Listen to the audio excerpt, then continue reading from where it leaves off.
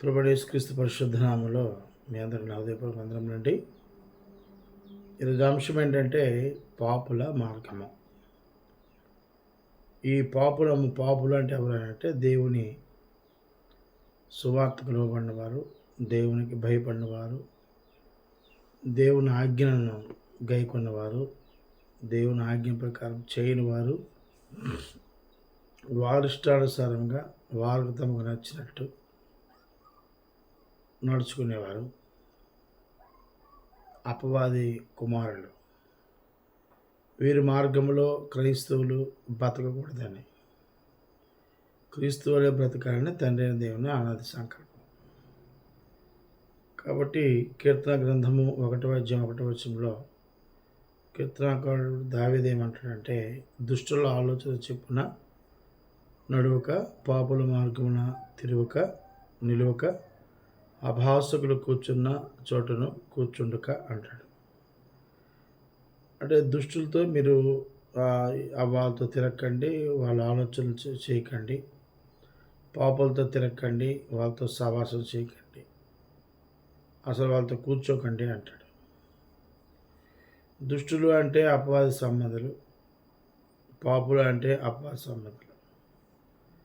ఈ పాపులు అనేవారు ఏం చేస్తారంటే పాపాన్ని ఎక్కువగా ప్రేమిస్తారు. సంఘానికి క్రమం తప్పకుండా రారు, దేవునికి విధేయత కలిగి ఉంటారు, దేవునికి యథార్థంగా ఆరాధించరు, సహోదరుని ప్రేమించరు, సహోదరుని మీద సనుగుతూ ఉంటారు, క్రీస్తులో ఉన్నామని చెప్పుకొని లోకంలో ఉన్నటువంటి దుష్టులు పాప మార్గం నడుస్తూ తమకు ఇష్టమైన బ్రతుకుతూ ఈ భూమి మీద మాత్రం క్రీస్తు వారు అని చెప్పి చలామణి అవుతూ ఉంటారు. కాబట్టి పాపుల గురించి, పాపుల మార్గంలోకి వెళ్ళకూడదని దేవుని గ్రంథం మనకి సెలవిస్తూ ఉంది. మనము సామెత గ్రంథము 1:15 మనం చూస్తే, నా కుమారుడా, నీవు వారి మార్గమున పోకము, వారి త్రోవలయందు నడవకుండా నీ పాదము వెనుకకు తీసుకొనుము. ఈ పాపులు ఎవరైతే ఉంటారో, దుష్టులు ఎవరైతే ఉంటారో, వారు ఒకరు పిలిచినా సరే నువ్వు వెళ్ళవద్దు, వెనుకకి నీ పాదం తీసుకో అంటున్నాడు. వెనక్కి వచ్చేయి. ఎందుకంటే వారు ఎవరిని మోసం చేద్దాము, ఎవరిని చంపుదాము, ఎవరిని పాడు చేద్దాము, ఎవరిని దోచుకుందాము, ఎవరికి పొరుగు వారిది ఉంటే వారి దొంగిలిద్దాము అని ఆలోచన కలిగిన మనుషులు. ఇలాంటి వారితో క్రీస్తు సంబంధులు ఎన్నడూ కూడాను సహవాసం కలిగి ఉండకూడదు. వాడు నా మిత్రుడని కానీ, నా సహోదరుని కానీ, నా సహోదరుని కానీ, నా స్నేహితుడిని కానీ, నా ఆత్మీయుని కానీ చెప్పకూడదు. ఎందుకంటే వాడికి దైవికమైన ఆలోచన లేవు, దైవికమైన చింతన లేదు, దేవుడు అంటే భయం లేదు, భక్తి లేదు. ఆదివారం ఆరాధనకు మాత్రము వెలుగుతోతో వచ్చి కూర్చుంటాడు తప్ప సంఘంలో కూర్చున్నట్టు. అలాగే నేడు క్రీస్తు సంఘంలో కూడా చలామణి అవుతున్నారు అలాంటి వారు. బయట కూడా చాలామంది అలాంటి ఉన్నారు. కాబట్టి వారితో మీరు వెళ్ళొద్దు అని చెప్తున్నాడు. 4:14 సామెత గ్రంథము 4:14 భక్తిహీనుల త్రోవలు చేరకము అంటాడు, దుష్టుల మార్గము నడవకము అంటాడు. భక్తిహీనులు భక్తి చేస్తూ, భక్తిహీన అంటే దైవిక ఆజ్ఞలను నెరవేర్చున్నారు. భక్తి, నిజమైన భక్తి ఏంటి? దేవుని ఆజ్ఞను పాటించడమే నిజమైన భక్తి. ఏది నిజమైన భక్తి కాదు? దైవాజ్ఞను పాటించకపోతే నిజమైన భక్తి కాదు. కాబట్టి భక్తిహీనులు తమ ఇష్టానుసారంగా నడుస్తారు, తమకంటూ ఒక సొంత ప్లాట్ఫామ్ వేసుకుంటారు. వారికి దేవుడి గురించి చింత కానీ, దేవుడు అంటే భయం కానీ, దేవుడు చెప్పిన మాటలతో పని ఉండదు. వినుట వరకు రాత వరకే పయనిస్తారు తప్ప తన మనసుతో గ్రహించి, చెవులతో విని మనసుతో గ్రహించి వారి బతుకులు జీవితాలు మార్చుకునే మనుషులు కాదు వీళ్ళంతా. కాబట్టి భక్తిహీనులు నడిచే త్రోవలు ఏవైతే ఉంటాయో వారితో మనము కలియకూడదు, వారితో స్నేహం చేయకూడదు అనే సంగతి మనకి పరిశుద్ధ గ్రంథం సమాచారం ఇస్తూ ఉంది. అలాగే సామెత గ్రంథం 1:10 మనం చూస్తే, నా కుమారుడా పాపులు నిన్ను ప్రేరేపింపగా ఒప్పకము. వీళ్ళు ఏం చేస్తారంటే పాపం చేయమని ప్రేరేపిస్తారు, అబద్ధం ఆడమని ప్రోత్సహిస్తారు. ఆ లోకంలో ఎవరు చేయట్లేదు, మనం చేస్తే తప్పేంటి, మన దేవుడు క్షమిస్తాడులే అని వంకడింకులుగా మాట్లాడి పాపము చేయటంలో కూడా వారు తమకు సమర్థించుకుంటూ పక్కనున్న మనకు కూడా వీళ్ళు ఏం చేస్తారో ప్రోత్సహిస్తూ ఉంటారు పాపం చేయమని. కాబట్టి నా కుమారుడా పాపలను ప్రేరేపింపగా ఒప్పకము. ఒప్పుకోకు. పాపాన్ని పిలిస్తే నీ కాలు వెనక్కి అడిగి వాళ్ళని ప్రేరేపిస్తే పక్కగా దొరికిపోకు. మీరు అనేక మంది పాపానికి దొరికిపోతూ ఉన్నారు. అలాగే మనము సామెత గ్రంథం 22:24 చూస్తే 22-24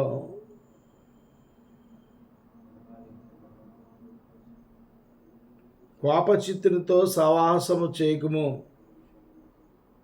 క్రోధము గల వానితో పరిచయము కలిగి ఉండకము అన్నాడు.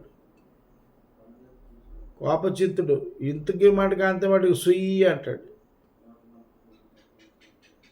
ఇదే మాట క్రొత్త నిబంధనలో ప్రభువు యేసు చెప్పాడు, గయ్యాలతో కాపురం చేయకంటే మిద్ది మీదకి వెళ్ళి అని. గయ్యాలి అంటే ఇక్కడ స్త్రీయే కాదు, పురుషులు కూడా వర్తిస్తారు. వీళ్ళు మాటకి రెచ్చగొట్టి తామకు అనుకూలంగా మనం మాట్లాడితేనే వారికి మనం మంచివాళ్ళు, లేకపోతే అబ్బాయి ఊరుకునే పరిస్థితి లేదు. ఎక్కడో తీసుకొస్తారు, ఎక్కడదో తెచ్చిదో కలుపుతారు, మొత్తానికి వివాదాలకు తీసుకెళ్తారు, సందర్భం లేని మాట్లాడుతూ ఉంటారు, తమకు అనుకూలంగా మాట్లాడుకుంటారు. అవసరమైతే వెంటనే మీద చెడుగా ఇతరులకి చెప్తారు, నమ్మించేస్తారు ఇతరులని. ఇదిగో ఇది తప్పు చేసి నన్ను ఇలాగ అంటుంది. వీరితో చాలా జాగ్రత్తగా ఉండాలి. కోపచిత్తుడు, కోపము దేవుడు పెట్టాడు అందరికి కూడా. ఆ కోపము ఒక మనిషి తప్పిపోతున్నప్పుడు దైవిక జ్ఞానంతో బుద్ధి చెప్పే కోపం. తమ పిల్లలు సరిగ్గా చదువుకునేటప్పుడు, బాధ్యత తప్పిపోతున్నప్పుడు తల్లిదండ్రులు మన క్రమశిక్షణలో పెట్టే కోపం. ఇలాంటి కోపము ఉండాలి తప్ప క్రైస్తవుడికి. మనిషి కొడదాము, చంపుదాము, నాశనం కొడదామని చెప్పి కోపచిత్తులు ఉంటారు. అలాంటి వారితో చేయకూడదు. వాళ్ళు క్రోధాలు పెట్టుకుంటారు, వ్యక్తి మీద టార్గెట్ పెట్టుకొని, కోపం పెట్టుకొని అందరికీ ఫోన్లు చేసేసి అందరికీ చెడ్డగా వారి మీద చెప్పుతూ తిరుగుతూ భ్రష్టులుగా చలామణి అవుతుంటారు. వీరు దేవుని విరోధులు, క్రీస్తు విరోధులు అనే సంగతి మీరు గమనించాలి. అలాగే మనం కీర్తన గ్రంథము 5వ అధ్యాయము 5వ మనం చూస్తే 5:5 డాంబికులు నీ సన్నిధి నిలువలేరు, పాపము చేయవారందరూ నీకు అసహ్యులు.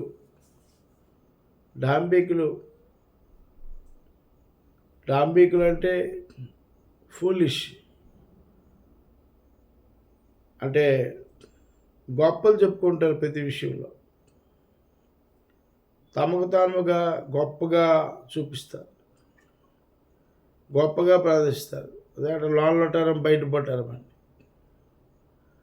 ఈ డాంబికులు ఎందుకు అలా చూపిస్తారంటే నేను మోసం చేయడానికి, తమ గొప్పలు ప్రదర్శించి నీ కొంప ముంచడానికి. వీళ్ళు ఎందుకు అలా ప్రదర్శిస్తారంటే నిన్ను పాపం చేయిస్తారు, పాపంలో పడేస్తారు. కాబట్టి దేవుడికి వీరు అసహ్యులు, అంటే ఇష్టపడ్డ దేవుడు వీళ్ళని. పాపం చేసేవారు కానీ, దుష్టాలోచన చేసేవారు కానీ, అపవాది మార్గంలో నడిచేవారు కానీ, దైవికమైన ఆజ్ఞ నెరవేర్చిన వారందరూ కూడా దేవుడు అసహించుకుంటాడు అనే సంగతి మీరు గుర్తెరగాలి. అలాగే రోమిలికి రాసిన పత్రిక కొత్త నిబంధనలో రోమిలికి రాసిన పత్రిక 6వ అధ్యాయం 23 వచ్చి మనం చూస్తే 6:23 ఏలయనగా పాపము వలన వచ్చి జీతము మరణము, అయితే అది దేవుని కృపావరము మన ప్రభువైన యేసుక్రీస్తు నిత్యము. పాపానికి ప్రాయశ్చిత్తం మందు ఎవరంటే యేసుక్రీస్తు. పాపంతో ఉన్నవాడు, దుష్టాలోచనలో చేసినవాడు, డాంబిక కలిగినవాడు, తనకు తాను హెచ్చించుకున్నవాడు దేవునికి ఇష్టడు కాదు. తగ్గింపు కలిగిన వాడు దేవునికి ఇష్టడు. అలాంటి వాడికి నిత్యజీవం లేదు. నేను దేవునితో ఉంటాను కానీ నా ఇష్టానుసారం బ్రతుకుతాను, పాపం చేస్తాను, దుష్టులతో తిరుగుతాను, దుష్టులతో ఉంటాను, లోకం అంటే ఇష్టం, లోకంలో ఉన్న పాపం అంటే నాకు ఇష్టం అని అనుకుంటే మాత్రము నిత్యజీవాన్ని కోల్పోతాం. దానివల్ల ఫలితం జీతం ఏంటి అంటే మరణం, నిత్యత్వాన్ని కోల్పోతాం. కాబట్టి పాపులతో నడిస్తే న్యాయం ఉండదు, వారు మంచి నేర్పరు మనకి అని యెషయా గారు 59వ అధ్యాయం 8వ వచనం చెప్తారు. యెషయా ప్రవక్త గారు 59వ అధ్యాయం 8వ వచనం ఏమంటారంటే, శాంతవర్తనమును వారు ఎరుగరు, వారి నడవబడులలో న్యాయము కనబడదు, వారు తమ కొరకు వంకర త్రోవలు కల్పించుకొనుచున్నారు, వాటిలో నడుచువాడెవడను శాంతి నొందడు అన్నాడు.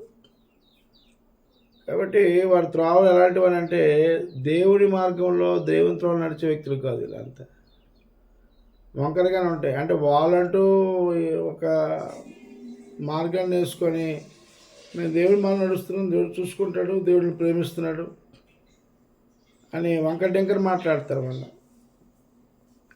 కాబట్టి పాపుల మార్గంలో మనము నడిస్తే అందులో న్యాయం ఉండదు, సత్యం ఉండదు, జీవం ఉండదు, నిత్యత్వం కోల్పోతామని గ్రంథకర్త వాళ్ళు సెలవిస్తూ ఉన్నారు. అలాగే 59వ అధ్యాయం 8వ వచనం మనం చూస్తే శాంతి ఉండదు అంటాడు. అందులోనే తమ కొరకు వంకర త్రోవలు కల్పించుకొనుచున్నారు, వాడు నడుచువాడు ఎవడును శాంతి నొందడు అన్నాడు. మేధవచనంలో శాంతవర్తనమును వారు ఎరుగరు, వారి నడువడులలో న్యాయం కనబడదు అన్నాడు. ఒకటి వాళ్ళ మార్గాల్లో న్యాయం ఉండదన్నాడు. 2 శాంతి ఉండదు, శాంతి పొందరు, మనశ్శాంతి ఉండదు. పాపం చేస్తే మనుషులు పట్టుకుంటారు, పాపం చేసి దేవుడు పట్టుకుంటాడు, పాపం చేస్తే పురుషులు పట్టుకుంటారు. ఈ 3 ప్రమాదమే. పాపం చేసే మనకు సమాజంలో విలువ ఉండదు. దేవుడు దాన్ని చూస్తే నిత్యత్వం తీసేస్తాడు. లోకంలో అధికారులు నియమించాడు, వాళ్ళు అరెస్ట్ తీసుకెళ్ళి జైల్లో పెడతారు. సభ్య సమాజం కూడా ఆ వ్యక్తుల్ని గుర్తించదు, వెలివేస్తుంది. గౌరవం ఎవరు, మర్యాదలు ఎవరు. కాబట్టి కీర్తన గ్రంథం 1:3లో అతను నీటి కాలువను ఎవర నాటబడదై ఆకువాడగా తన కాలమిచ్చు ఫలమిచ్చు చెట్టుబడిను, అతను చేయుదంతయు సఫలమగును. 4 దుష్టులు అలాగున నుండక గాలి చెదరగొట్టు పొట్టు వలె నందురు అన్నాడు. దుష్టులు ఏం చేస్తారు? వాళ్ళు మనం ఒక ధాన్యం చెదరగొట్టేటప్పుడు ఆ పొట్టెలకైతే వచ్చేస్తుంది, ఆ పనికి మంది వీళ్ళంతా కూడా ఆ పొట్టు దేనికి పనికి వస్తుంది? కాల్చడానికి.